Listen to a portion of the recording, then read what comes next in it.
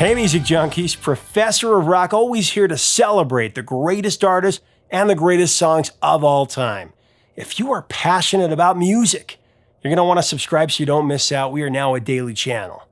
Now today I'm starting a new segment that we're going to feature going forward called VOX, V-O-X, where we're going to celebrate a great vocalist from the rock era. You know, someone who has ignited our hearts and enlightened our souls and blown our minds with their incredible instrument. Now, this segment is not so much about if they physically wrote the music or the lyrics to the songs. It's really about how they gave life to those songs through the power and the passion of their interpretation.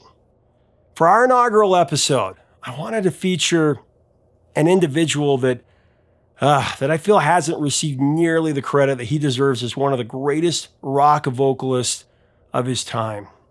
You know, someone so underappreciated. It's someone who came into a band that had just lost their power vocalist due to vocal cord damage. The band Survivor had just come off the phenomenal success of Eye of the Tiger, one of the greatest songs of all time. Our mini documentary on that is at our Vivo channel, which you can get below. It went to number 1 for 6 weeks, making it one of the biggest rock songs of the decade. Now from there, Survivor released the song American Heartbeat, and that peaked at number 17, while the actual Eye of the Tiger album went to number 2.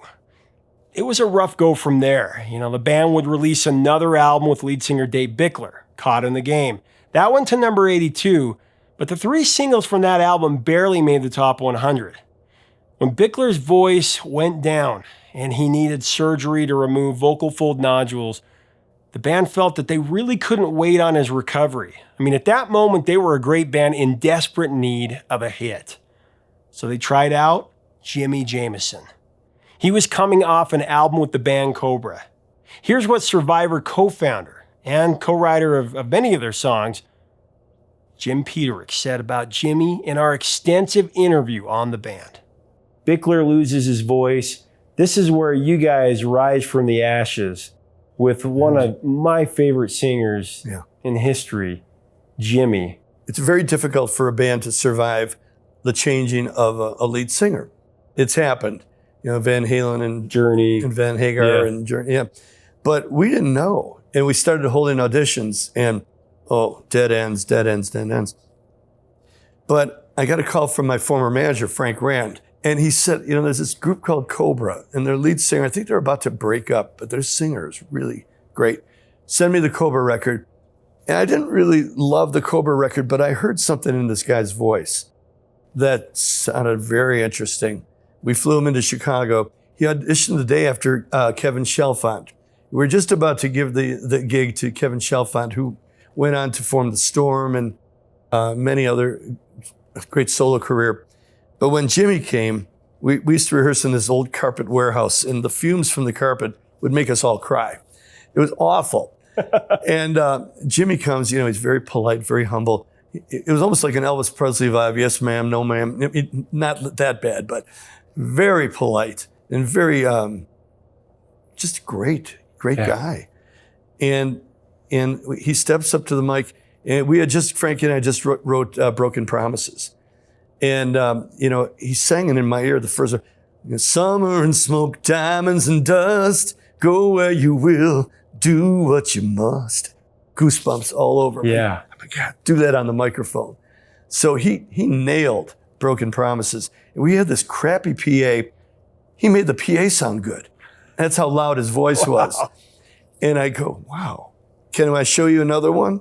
And we had just written The Search Is Over. Oh. So I'm playing him The Search Is Over in E flat, and he's singing it back to me. I said, did you hear this song before? He goes, no, man. That's how good his ear was. Wow. And we get to the chorus, and we're doing it. He goes, and now I look into your eyes, and his voice cracked on eyes. And I go, well, stop the band. Frankie, we better lower this a half step. And he looks at me and goes, oh, man, give a half a man a chance. I love that. I never forgot that. I said, okay, all right. So we did it again in E flat. And man, did he nail that. Wow. He nailed it. I love that story. From this day on, it's in E flat. Jimi came in and the band immediately coalesced, releasing the Karate Kid song, The Moment of Truth, which fared better than any of their recent singles. But then came the classic album, Vital Signs. Now, in the near future, we're going to do a segment on the Survivor album, Vital Signs. We're going to go track by track and tell the story of each of those songs. Jimi's voice on that record is a revelation. I mean, he fits so perfectly into the music of Survivor that it was no surprise that 3 of the 4 singles released from the album were major hits. I mean, seriously, Jimi's voice was tailor-made for the bombastic, uplifting, and anthemic throttle of the Rise Up and Shout songs from this fiery record. Even the album tracks like Broken Promises and Everlasting were first-rate. It returned Survivor to great prominence as the album hit number 16 and it sold over 1 million copies. I Can't Hold Back hit number 13, followed by High on You, that hit number 8, and then The Search Is Over, which clocked in at number 4. It was also a number 1 hit on the AC charts. And then Sylvester Stallone asked the band to write the lead song for Rocky IV. Burning Heart was a massive success. It went to number 2 for 2 weeks behind Dionne Warwick, Stevie Wonder, Elton John and Gladys Knight's song, That's What Friends Are For. Now, That's What Friends Are For was the number 1 song of that year, so it kind of hit freight train there. But Burning Heart was also a top 10 smash all over the world. This was a massive song. Jimi and Survivor would then release When Seconds Count in late 1986 and would storm the top 10 again with the song Is This Love?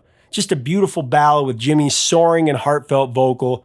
A few more singles came and went from that album, and then they released their 3rd studio album with Jamison at the helm in 1988, the underappreciated Too Hot to Sleep, which, as I understand, it was Jimi's favorite Survivor record that he did. You should go check it out. It's worth a second listen. Now, from there, the band went on an indefinite hiatus until Jimi and co-founder and lead guitarist Frankie Sullivan reunited briefly in 2000 and a few times after that. He also released some great solo stuff. We all know what a fan Sylvester Stallone is, having the band contribute to the most successful Rocky films in the franchise. He also had Jimi Jamison contribute his own version of the 1982 Survivor song, Ever Since the World Began, for his film Lock Up in 1989. That very same year, in 89, the band Deep Purple invited Jamison to join the band as they had just fired longtime singer Ian Gillan. Apparently, Jimi was a massive Deep Purple fan, and he would have taken the job in a heartbeat. But at that time, as I understand it, he was afraid of his managers. They didn't want him to officially leave Survivor, and he didn't dare go against them. And this was according to Deep Purple organist John Lord. As the 90s rolled around, Jimi co-wrote the theme to the hit television show Baywatch. You remember that song. The song I'm Always Here is certainly etched in every 90s kid's brains for a few different reasons that I won't go into now. But bottom line, Jimi Jamison is one of the most recognizable rock voices of my generation. And he really did have it all. You know, he had the voice, those chiseled good looks, and that fire. You know, you just can't teach it. He was kind of a mold for the 80s rock and pop star. Although it's his voice that stands above it all. And what made his voice so spectacular, so dazzling, was the yearning. Oh man, as a listener, Jamison could start you out at this really light and peaceful solid ground where you were just mesmerized by a palpable serenity. And then within a few seconds, he could launch you 1,000 feet into the stratosphere with a fiery and passionate energy that would rip the roof off of any arena that he was playing. Few vocalists have that kind of talent, from sleight-of-hand subtlety to boisterous, uproarious, ear-popping passion.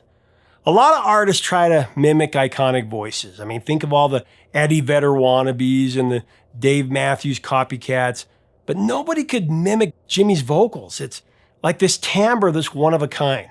With that, here is my Jimi Jamison fiver, my top 5 recorded performances. Number 5, I'm Always Here. Jimi wrote the lyrics to this, and I always appreciated the sprawling vocal.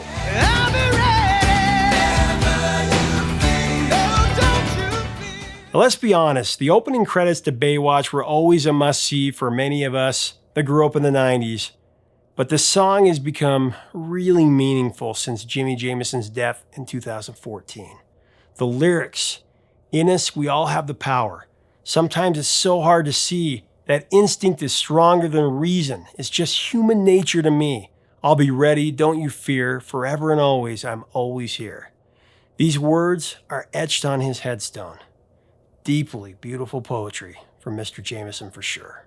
Number 4, High on You. This number 8 hit from Survivor's platinum album Vital Signs is a classic rock and pop fixture on radio across the world. I still hear it all the time. With its awesome 80s production, guitar and synth drenched, and of course a flawless pre-chorus that shoots listeners off into a typical Jamison hook-laden chorus that when you heard it as a youth, it was permanently tattooed on our brains.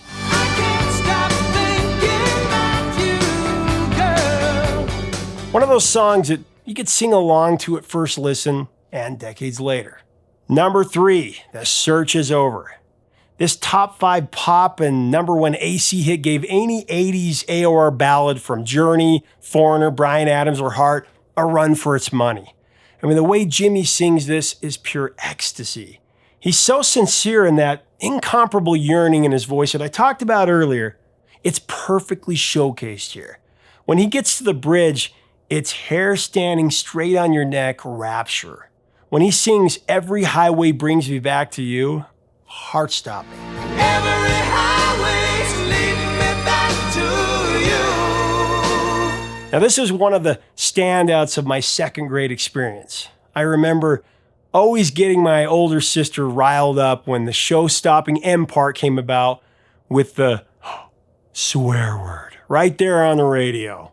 The part where he says, if you ever love me, show me that you give a damn, right? Right before to get to that part, my sister would always warn me. She'd be like, don't you dare sing it. Don't you say it. I sang it every time. That was like 80s Kids equal to Frankly, My Dear, I Don't Give a Damn. Number 2, Burning Heart. Jimmy's biggest hit as the lead singer for Survivor. This song, the theme to Rocky IV, was in a league of its own. To our young minds, it was one of the main songs that put the Cold War in perspective. Two worlds collide, rival nations. It's a primitive clash venting years of frustrations. I mean, I know I speak for many of you watching. This song was a fixture, as was the movie Rocky IV. It was almost like the 80s defined, in less than 2 hours for the movie and less than 4 minutes for the song. The chorus speaks of the struggle.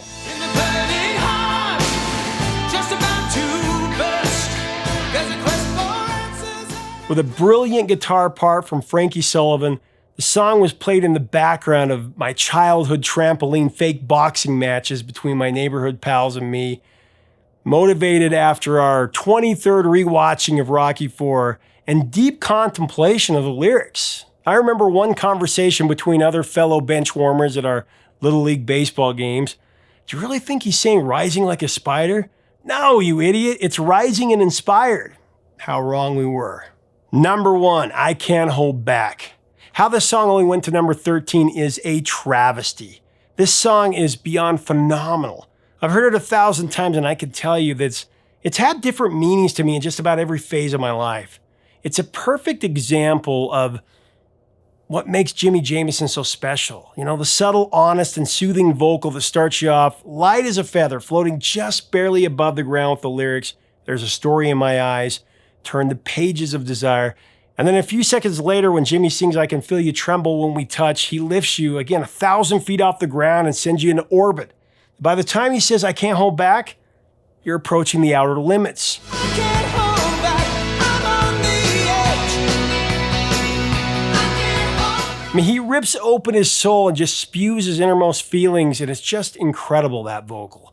He pulls this off for a few minutes, going back and forth, and then in a millisecond, he takes you all the way back down in that bridge with the words, "Another shooting star goes by, and in the night the silence speaks to you and I."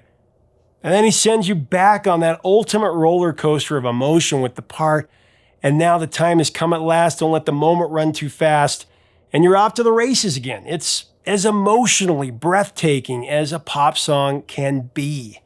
It's almost as if the song really doesn't need any drums because Jimmy's voice drives the song forward all the time. When it all comes together at that last chorus, it's as mind-numbingly robust as a pop song has any business being. It's just so much passion and ambition that it defines Jimi Jamison as one of the most electrifying voices of 80s rock. Now, all these songs are ready to be played below. Just click on the link in the description. Also, leave us a comment about Survivor and Jimi. What is your fiver? What are some other vocalists that we ought to feature on here? Also, if you want to see the entire 75-minute interview with Survivor co-founder Jim Peterik, click on the red link below to sign up for our upcoming premium content.